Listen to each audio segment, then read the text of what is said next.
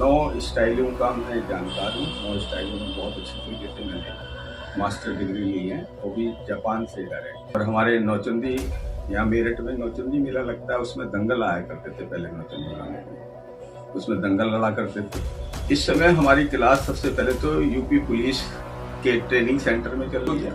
कई बार international champion रहा हूँ, लेकिन मुझे ये महसूस नहीं हुआ इंडिया में आने के बाद किसी ने मुझे स्वागत किया है या वेलकम किया है या बहुत अच्छा सम्मान किया है। जितने भी इस समय कराटे के जो सरमाएदार हैं बड़े बड़े, इनके लिए कहना चाहूंगा कि यानी कि कराटे जब हम खेलते थे वहां से भी पिट के आते थे, घर पे आके भी पिटते थे।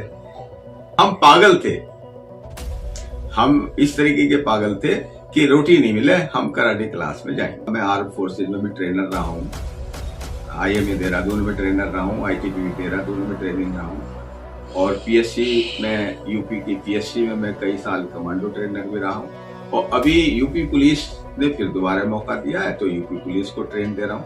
SI की 750 भर्तियां हैं लेडीज की, जिनको मैं समय ट्रेनिंग दे रहा हूँ।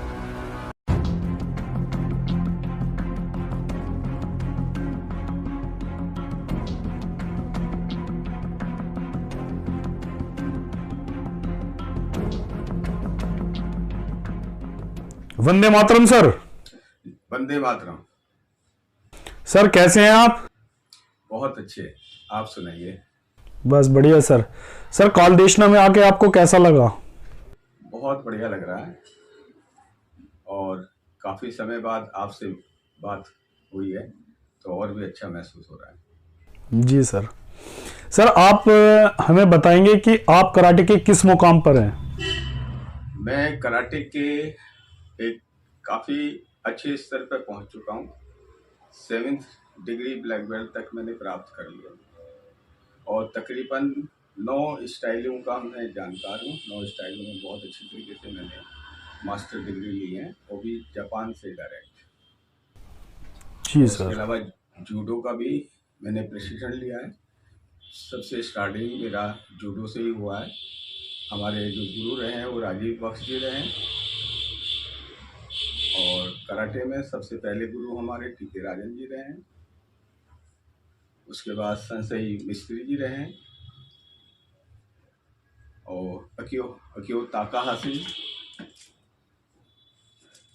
के ताकाहाशी, ऐसे बड़े बड़े संशियों से मैंने प्रशिक्षण लिया है। सोतोकान में मैंने डायरेक्ट कानाजावा संसई के अंडर में ट्रेनिंग लिया और 4th दान ब्लैक बेल्ट तक मैंने प्राप्त किया। जी सर। सर आपने कराटे किस सन में और आपकी क्या उम्र हुई होगी जब आपने कराटे सीखने स्टार्ट करे थे? मैंने कराटे को तो वैसे 77 से स्टार्ट किया था जी। करना। उससे पहले जूडो किया था मैंने, और उसके बाद सन 80 से सिखाना और प्लस खेलना दोनों शुरू किया। तो आपकी उम्र क्या हुई होगी सर उस समय आपकी, जब मेरा आपने सीखना स्टार्ट करा था? हाँ, मतलब पूरा यंग ही था मैं उस समय। मेरी जो डेट ऑफ बर्थ है वो 5 नवंबर 1955 है। जी। तो सर आपको कैसे लगा, मतलब कैसे रुचि हुई कि हाँ मेरे को कराटे सीखना है या जूडो सीखना है? एक्चुअल में स्टार्टिंग से ही थोड़ा सा क्रिएटिव माइंड और स्पोर्ट्स में काफ़ी रुझान था, तो हमें कोई मार्गदर्शन नहीं मिल पाया तो हम लोग कुश्तियाँ खेलने अखाड़ों में जाया करते थे। और हमारे नौचंदी यहाँ मेरठ में नौचंदी मेला लगता है, उसमें दंगल आया करते थे पहले नौचंदी गाने में, उसमें दंगल लड़ा करते थे। फिर इंट्रोड्यूस हुआ जूडो, तो हमें कुछ नया महसूस हुआ, हमने जूडो ज्वाइन किया। फिर उसके बाद कराटे देखा तो कराटे में हमारी दिलचस्पी बढ़ी, क्योंकि हमें ऐसा महसूस हुआ कि हमें कराटे खेलना चाहिए, क्योंकि ये बहुत एक्टिव गेम है और टोटल जो है योगा से रिलेटेड है। तो हमें बहुत अच्छा महसूस हुआ और इससे बहुत कुछ सीखने को भी मिला हमें और खुद भी प्राप्त हुआ। जी। सर इस समय आपकी क्लास कहाँ कहाँ चल रही है और किस जगह पे चल रही है? इस समय हमारी क्लास सबसे पहले तो यूपी पुलिस के ट्रेनिंग सेंटर में चल रही है, और दूसरा मेरा यहाँ पर एकेडमी है, डिस्ट्रिक्ट कराटे एसोसिएशन मेरठ के नाम से। मेरठ में बहुत अच्छी तरीके से बहुत बड़ी एकेडमी हमने बना रखी है, जिसमें करीबन 150 बच्चा डेली प्रशिक्षण प्राप्त करता है। और उसके अलावा मेरे जो छात्र हैं जिन्हें मैंने सिखाया वो स्कूलों में सिखाया करते हैं। तो आपके सर जो सिखाए हुए स्टूडेंट है वो किस लेवल तक चैंपियनशिप खेल चुके हैं? वो नेशनल इंटरनेशनल चले गए। मेरे करीबन 6 स्टूडेंट जो हैं वो नेशनल चैंपियन है कई सालों से लगातार। और उसके अलावा 2 स्टूडेंट जो है साउथ एशियन चैंपियनशिप में भी गोल्ड मेडल लेके आए हुए हैं। जी सर, आपने कितने स्टूडेंटों को अब तक ब्लैक बेल्ट कर चुके हैं? मेरे हाथ के सिखाए हुए स्टूडेंटों को करीबन जो है 100 से ज़्यादा स्टूडेंट्स ब्लैक बेल्ट हो चुके हैं और तकरीबन 70 से ज़्यादा आर्म फोर्सेज में जा चुके हैं। जी सर, आपने किस लेवल तक कराटे खेले हैं? किस लेवल तक की चैंपियनशिप ने आपने इंडिया के अंदर खेली हुई है? इंडिया के अंदर मैंने नेशनल लेवल तक खेला है। उसके बाद जो इंटरनेशनल टूर्नामेंट है वो खेला है। विदेशों में मलेशिया में मैंने साउथ एशियन चैंपियनशिप खेली है, जापान में चैंपियनशिप खेली है, बांग्लादेश, श्रीलंका। मैंने करीबन 9 कंट्रियों में अपने इंडिया की तरफ से रिप्रेजेंटेट किया है। तो सर, आपको कौन सी कंट्री सबसे बढ़िया लगी हो? जैसे कि इंडिया से अदर आप गए हैं तो उसमें कौन सी कंट्री ऐसी लगी हो कि हाँ सबसे बेस्ट है कराटे के बेस पे भी, और वहां की जो लोकेलिटी है, वहां के लोग जो है उस बेस पे कि हाँ ये कंट्री बेस्ट है? सबसे बढ़िया मेरे को जापान का ही लगा। ये कहना नहीं चाहिए क्योंकि ये जापान का गेम है, बट वहाँ के लोग बहुत ही ट्रेडिशनल हैं और बहुत जल्दी से एक दूसरे से मिक्स नहीं होते, और जब मिक्स होते हैं तो वो घनिष्ठता बहुत गहरी निभाते हैं, मित्रता जो है। तो इसलिए सबसे बेस्ट जापान। वहाँ एक डेकोरम और डिसिप्लिन जो वहाँ मिलता है मुझे आज तक यहाँ पर नहीं महसूस हुआ। हालांकि मैं भी बहुत अच्छी तरह से मेंटेन करने की कोशिश करता हूँ, लेकिन यहाँ पर भी अच्छा महसूस नहीं हुआ मुझे। उसके बाद चाइना में इसका बहुत अच्छा डिसिप्लिन है, लोग बहुत सिंसियरली सीखते हैं और गुरुजनों का आदर भी करते हैं। जी सर, आपकी पहली चैंपियनशिप आपने कहां पे खेली, किस लेवल की थी और आपका कौन सा मेडल पड़ा था? मैंने पहली चैंपियनशिप मेरठ की धरती पे ही खेला और वो नॉर्थ इंडिया चैंपियनशिप थी। उसमें मैंने 3 गोल्ड मेडल जीते थे। एक इंडिविजुअल का था, एक इंडिविजुअल कुमिते और एक टीम कुमिते में। तो किस लेवल की थी सर ये चैंपियनशिप? नॉर्थ इंडिया लेवल की। अच्छा, नॉर्थ इंडियन लेवल की थी। तो सर, आप अपने परिवार के बारे में हमें बताएंगे कि आपके परिवार में कौन कौन है? अब फिलहाल तो मैं और मेरी धर्मपत्नी जी हैं जो घरेलू काम करती हैं। मेरी 3 बेटियां हैं। सबसे बड़ी बेटी उन्हें जर्नलिज्म मास कम्युनिकेशन से MA किया, वो राइटर है, कवित्री है। और दूसरी बेटी वो कंपनी सेक्रेटरी है, बेंगलोर की एक बहुत बड़ी कंपनी में कंपनी सेक्रेटरी का काम करती है। तीसरी बेटी जनरल नॉर्मल जॉब करती है। बेटा IIT से BTech किया हुआ है, वो इस समय जो है हैदराबाद में जॉब कर रहा है। जी। तो सर, आपने अपने बच्चों में कराटे नहीं सिखाए कि भाई बच्चे कराटे सीख ले? सिखाए मैंने। मेरी जो सबसे बड़ी बेटी थी, जो सबसे बड़ी बेटी थी वो नेशनल लेवल तक खेली और नेशनल लेवल में अपने वेट कैटेगरी में 4 साल तक लगातार गोल्ड मेडलिस्ट रही, काता में भी और कुमिते में। अच्छा। और बेटा भी। बेटे को भी सिखाया सर? हाँ, बेटे को भी सिखाया मैंने, सभी को है। बेटा भी ब्लैक बेल्ट है, बड़ी बेटी 2nd डिग्री ब्लैक बेल्ट है, बेटा जो है ब्लैक बेल्ट है, और जो दोनों बेटियां उन्होंने ब्राउन बेल्ट तक सीखा है। अच्छा। तो सर, आपने जो सबसे पहले ब्लैक बेल्ट ली थी वो किस सन में ली थी? वो मैंने 82 में ली थी और वो डायरेक्ट कानाजावा संसेई ने मेरे को ग्रेड किया था। जी सर। और जो हमारे उस समय के जो टीचर थे, कोच थे, वो संसेई टीके राजन थे। तो सर, आपके जो सर्वप्रथम कोच थे जिससे आपने शुरुआत करी, देखो वही मेन जो है रास्ता में जो सबसे पहला कोच होता है वही बताता है, दिखाता है ना? जी। सबसे पहले कोच हमारे जूडो के रहे हैं राजीव बख्श जी, और उनके अंडर में अनिल कौशिक जी हमें नेतृत्व देते थे। अच्छा, तो उनके बारे में सर कुछ आप हमें बताएंगे? संजय टीके राजन जी एक बहुत अच्छे कोच थे।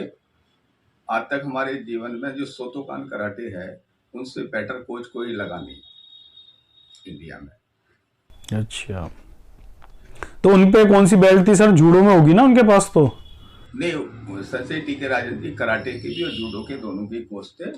और कराटे में उस दौर में उन पर 3 डिग्री ब्लैक बेल्ट थी जापान से। तो आपने कराटे उनसे ही सीखे या अदर कोच को भी आपने वो करा था? नहीं, मेन उनसे भी कोच सीखा हमारे है? वही रहे। मेन कोच हमारे संजय टीके राजन ही रहे सोतोकान में। उसके बाद हमने जब चेंज किया, टीके राजन जी नहीं रहे, तो हमने संजय मिस्त्री पीवी मिस्त्री जी के अंडर में ट्रेनिंग करी। जी सर, आप इतनी चैंपियनशिप खेले हुए, हाँ जी बताइए सर। कोजुरियो स्टाइल में संजय पीवी मिस्त्री हिंदुस्तान के सबसे पुराने कोच हैं। उन्होंने 1962 में जापान से डायरेक्ट ब्लैक बेल्ट ली थी। उनसे सीनियर कोच कोई भारतवर्ष में अभी तक कोई नहीं हुआ और उनसे बढ़िया कोई मास्टर भी नहीं। जी सर। सर आपने इतनी चैंपियनशिप खेली है ना? तो आपको कौन सी चैंपियनशिप बेस्ट लगती है कि हाँ ये मेरी लाइफ की सबसे अच्छी चैंपियनशिप है और बेस्ट चैंपियनशिप है? वो जापान में हमने एक फ्रेंडली मैच था, वो उसमें काफी सारी कंट्रियां, वहां पर एक कैंप लगा हुआ था, गास्को कैंप बोलते हैं उसको, ट्रेनिंग कैंप, और काफी सारी कंट्रियां आई थी। उसी बीच में एक टूर्नामेंट हुआ था, उसको कोई नाम नहीं दिया था, लेकिन अगर उसे नाम दे तो इंटरनेशनल टूर्नामेंट था, क्योंकि उसमें 17 कंट्रियों ने पार्टिसिपेट किया था। जी सर। वो टूर्नामेंट मेरे जीवन का सबसे महत्वपूर्ण टूर्नामेंट है। उसमें मेडल प्राप्त करना मुझे ऐसा महसूस हुआ जैसे लोहे के चने चबाने जैसा। और मेडल मिला, मेरे गुरुजनों का आशीर्वाद था, तो मुझे मेडल भी मिला। उसमें मैंने एक ब्राउन मेडल और एक गोल्ड मेडल, 2 मेडल।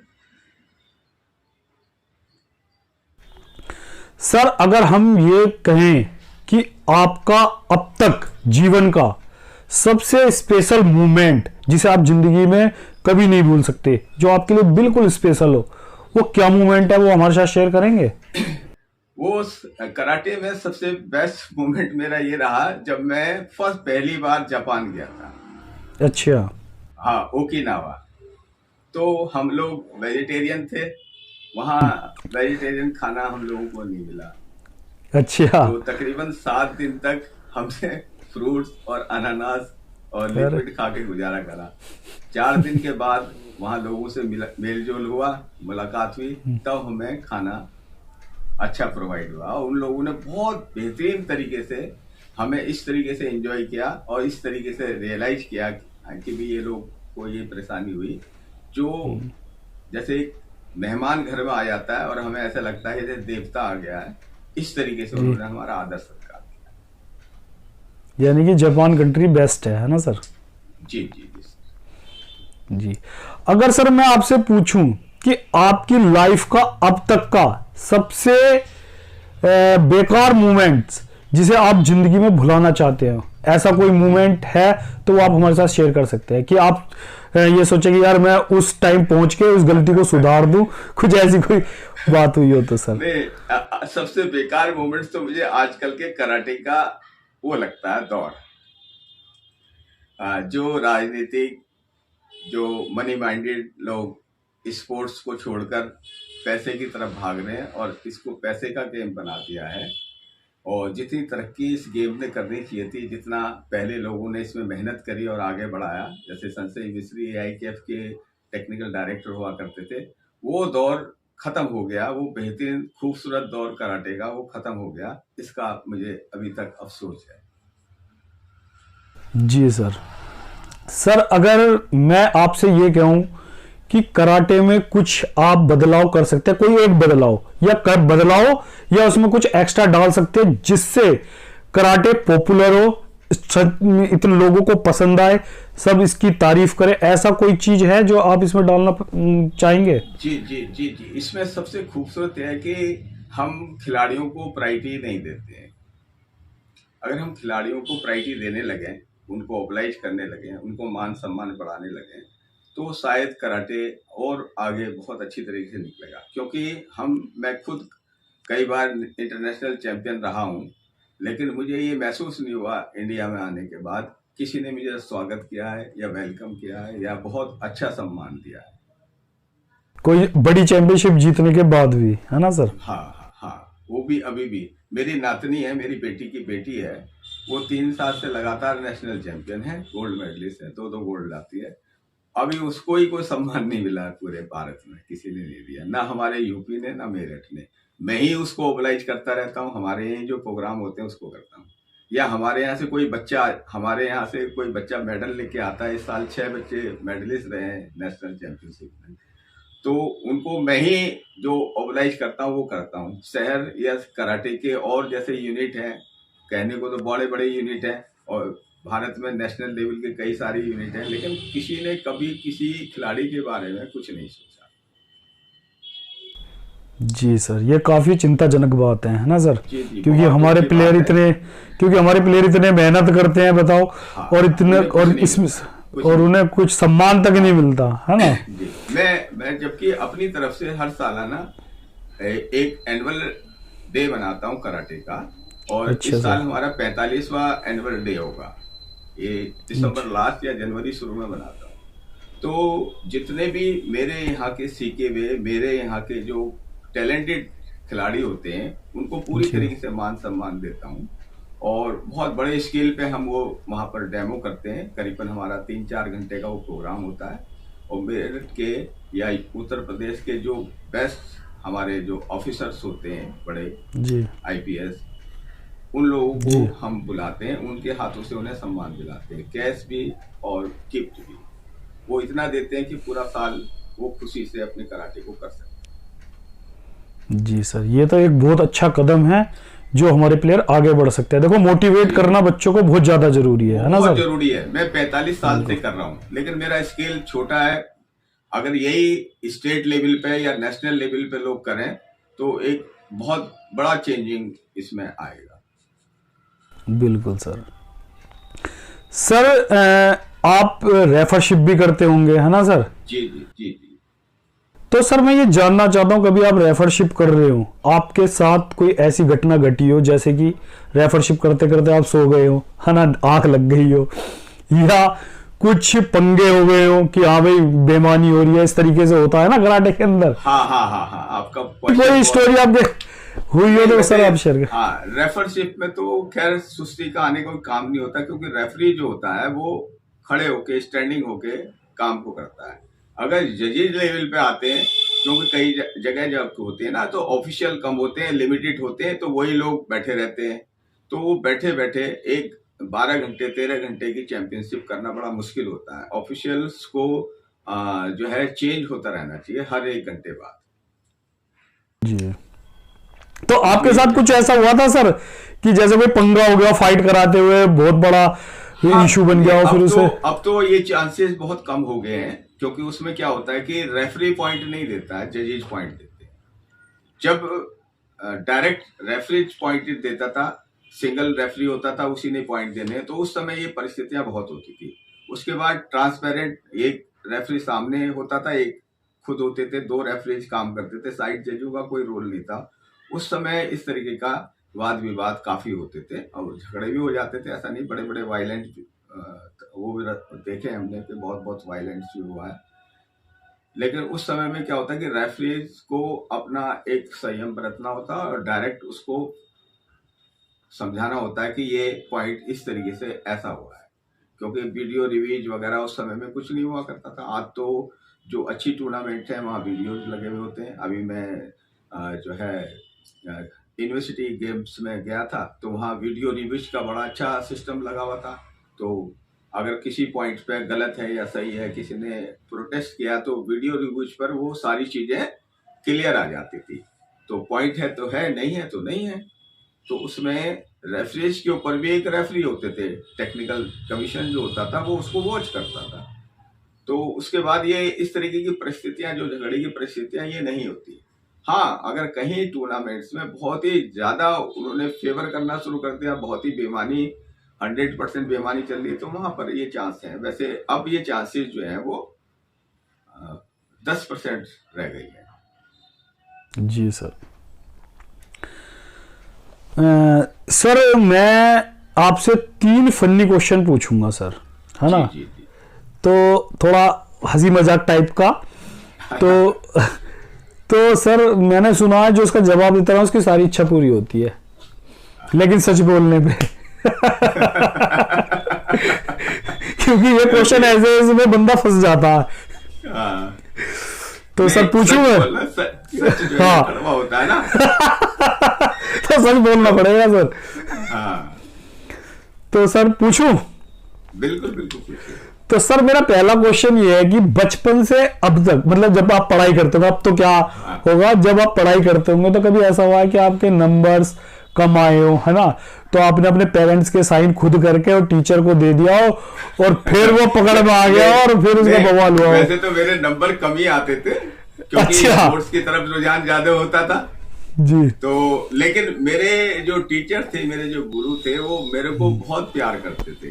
नंबर अच्छा। कम भी होते थे तो वो उन्होंने कभी गिला नहीं करा। और घर पे कभी हमारे हमारे मेरी माता जी, तो मैं 2 वर्ष का था जब गुजर गई थी, हमारे पिताजी ने कभी भी हमें इस मामले में कभी ज्यादा वो नहीं किया। वो कहते हैं करो, मेहनत करो और मेहनत करो, आगे और मेहनत करो। यानी आपने सिग्नेचर नहीं करे अपने पेरेंट्स के, है ना सर? मैंने सीख दिया, कभी जरूरत नहीं। ठीक है सर। सर मेरा अगला क्वेश्चन है, जो हम च्युइंगम खाते हैं ना, बबल गम च्युइंगम जो होती है, हाँ हाँ हाँ। बचपन में कभी आपने खाई हो, है ना? नहीं, फिर मैं उसे उसको बहुत अवॉइड करता हूँ। बचपन में कभी नहीं खाई सर? सिगरेट, तंबाकू, चिंगम, ये चीजें मैं बहुत अवॉइड करता हूँ। हाँ तो कभी कभी मूड को सुधारने के लिए टॉफी जरूर खा लेता हूँ। अच्छा। तो आपने तो मेरा क्वेश्चन ही खत्म कर दिया सर। मेरा क्वेश्चन तो ये था कि अगर आपने च्युइंगम खाई होती तो कभी ऐसा हुआ उसे निकाल के आपने रख दिया हो फिर दोबारा खाया हो? ना ना, कभी तो आप कभी आपने ऐसा नहीं नॉर्मली किया? आपने सही क्वेश्चन पूछा। नॉर्मली जो खिलाड़ी होते हैं वो चमकते रहते हैं। आजकल तो सभी गाँवों में ऐसा होने लगा। हाँ वो लेकिन उससे जो हमारे जो दिमाग का जो संतुलन है ना, एकाग्रता जो है वो भटकती है थोड़ा सा कहीं ना कहीं। जी सर। सर अगला मेरा क्वेश्चन ये है, लास्ट क्वेश्चन है इसका, जी जी जी कि सर जैसे आप कोलगेट करते होंगे, है ना, जी जी जी। और कोलगेट लास्ट में खत्म हो जाता है ना, उसकी जो ट्यूब में खत्म हो जाता है, फिर वो लास्ट में रह जाता है, तो आपने उसे बिल्कुल अच्छे तरह से दबाया हो और वो लास्ट में जो रह जाता है फिर आपने उसे दबाया हो, पुचक सी जो निकल जाता है लास्ट में, तो और या उसे काट के आपने कभी यूज करा कि काट के उसमें ब्रश लगा के पूरा? बिल्कुल किया है, इसको यूज किया है मैंने। अच्छा। क्योंकि हाँ मैंने इसको बिल्कुल यूज किया है, क्योंकि जब वो निकलता नहीं है तो बीच में से कैंची से उसे काटा हाँ। और ब्रश को उसके अंदर घुमाया और फिर पेस्ट किया। वो 2 बार इस्तेमाल होता है वो, एक बार हाँ। नीचे वाला हिस्सा, एक बार ऊपर वाला हिस्सा। तो सर अब भी करते हैं वो? नहीं, मुझे बहुत अच्छा नहीं लगता है उस समय। अच्छा। मैं अपने मतलब एंजॉय करता हूँ मन में। तो सर यानी आपने सच बोला, जो भी बोला सच बोला, है ना? हाँ। तो सर मैं ये कहना चाहता हूँ, जैसे अभी एशिया गेम हुए थे, है ना, जी जी जी।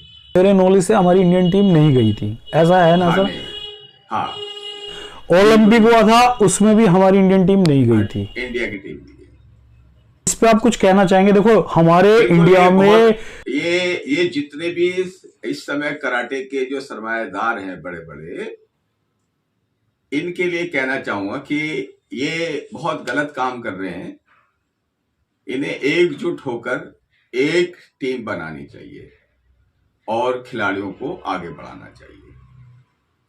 और जब खिलाड़ी आगे बढ़ेंगे तो टीम भी आगे बढ़ेगी जो उसमें काम कर रही है।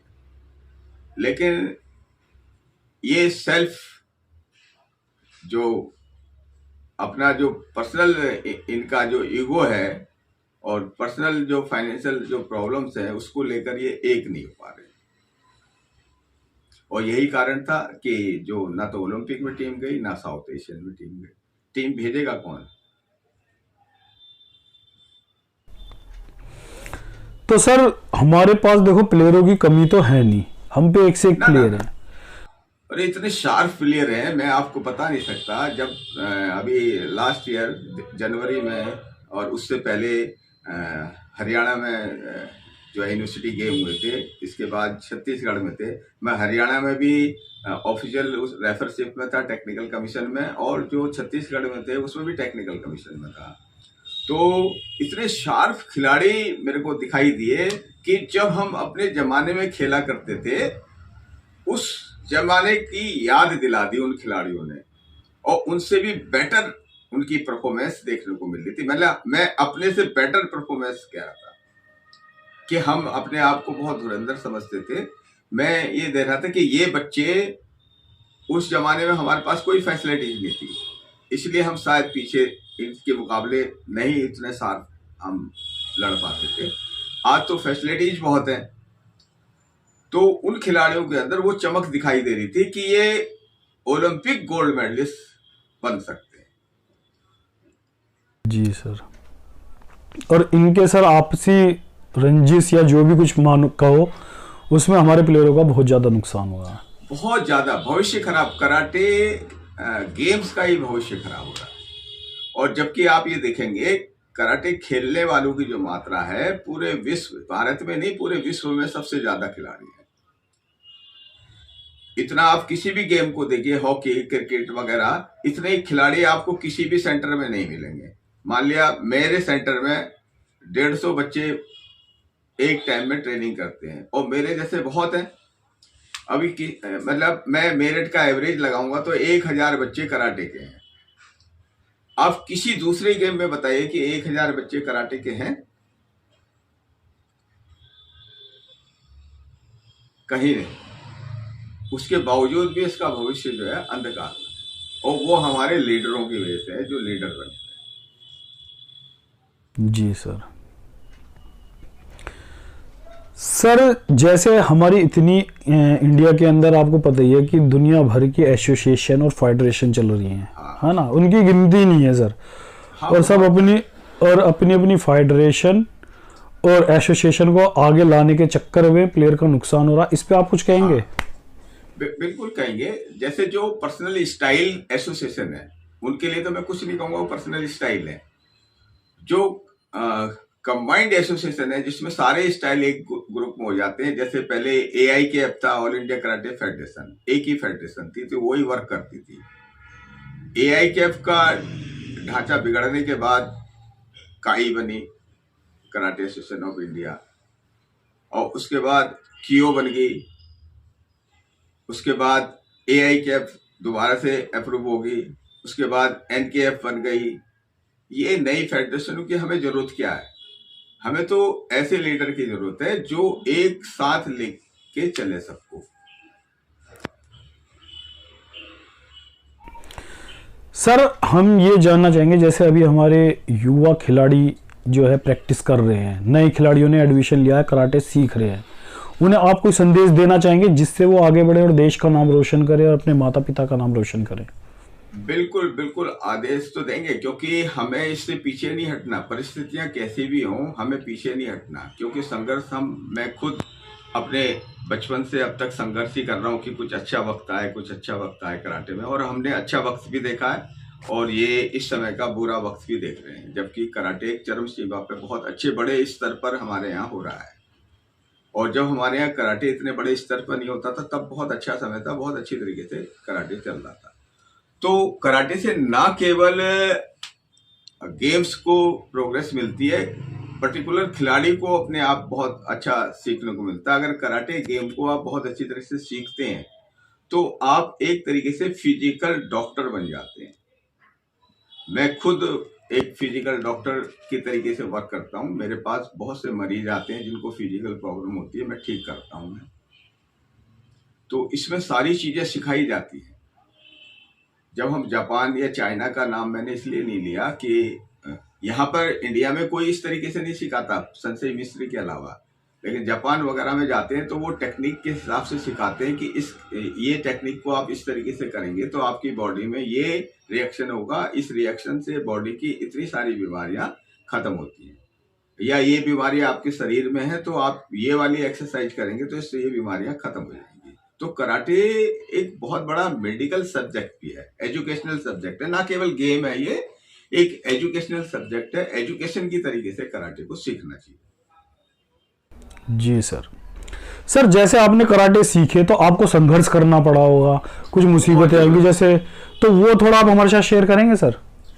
बिल्कुल बिल्कुल। जैसे स्टार्टिंग में हमारे गेम से कोई खुश नहीं था, हमारे घर वाले भी खुश नहीं थे, क्योंकि स्कूल में नंबर वैसे ही कम आते थे, तो घर वाले वैसे भी खुश नहीं थे। हमारे बड़े भाई हैं, हमारी बड़ी बहनें हैं, तो वो खुश नहीं होते थे, तो हमें उनका विरोध का सामना करना पड़ता था। और फाइनेंशियल मदद नहीं जाती थी हमें कुछ भी, तो हमें एक्स्ट्रा वर्क करना पड़ता था, कहीं काम करना पड़ता था, उससे पैसे कमाने पड़ते थे, फिर अपने गेम को प्रमोट करना पड़ता था। तो परिस्थितियां तो बहुत बुरी तरीके से हमने खेली है। यानी कि कराटे जब हम खेलते थे वहां से भी पिट के आते थे, घर पे आके भी पिटते थे। लेकिन कराटे का जुनून पूरा था सर आप में। हाँ, हम पागल थे। हम इस तरीके के पागल थे कि रोटी नहीं मिले हम कराटे कराटे। बिल्कुल सर, तभी आपने सर इस मुकाम को हासिल करा है और इतने बड़े मास्टर बने हैं सर। नहीं, आज तो ईश्वर की बहुत कृपा है और इज्जत सम्मान कहीं भी जाते हैं। जैसे कि अभी आपने देखा ही होगा, मैं आर्म फोर्सेज में भी ट्रेनर रहा हूँ जी, IMA देहरादून में ट्रेनर रहा हूँ, ITP देहरादून में ट्रेनिंग रहा हूँ, और PSC में, यूपी की PSC में मैं कई साल कमांडो ट्रेनर भी रहा हूँ, और अभी यूपी पुलिस ने फिर दोबारा मौका दिया है तो यूपी पुलिस को ट्रेन दे रहा हूँ। SI की 750 भर्तियां हैं लेडीज की, जिनको मैं इस समय ट्रेनिंग दे रहा हूँ। जी सर, ये बहुत बड़ी बात है सर, इसके पीछे का संघर्ष जानना चाहिए सबको। बिल्कुल बिल्कुल। तो इसलिए मैं तो संतुष्ट हूँ अपने काम से। जी सर।